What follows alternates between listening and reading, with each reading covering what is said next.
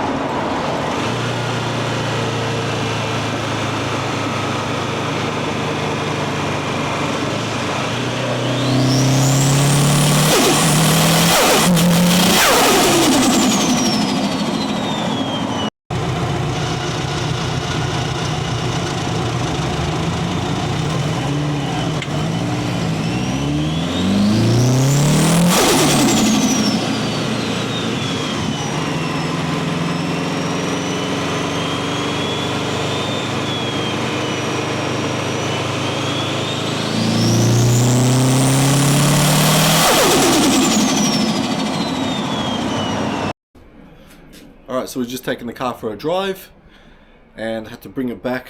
I had to fix the boost controller because it was on low boost. It wouldn't go up anymore, so there was a problem with the wiring, which I quickly fixed.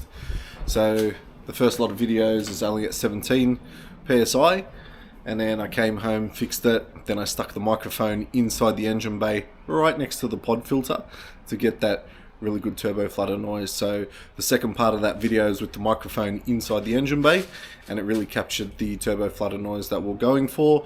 There didn't seem to be any downsides to the performance. Still spooled up the same, still made the same power, still pushed me back in my seat at 23 pound, 24 pounds, so that all seemed to be running nicely. So it sounded good, sounded even better from the outside. So happy with how it turned out. I'll probably swap back to the 4-inch pipe now, and then if I want to make some cool noises, then I'll just put the 3-inch one back on with its own separate filter. So once again, guys, thanks for watching. If you could like and subscribe, that'd be awesome. Hope you're enjoying the content, and there's more to come. See you next on the Wrexham channel. Peace out. Peace.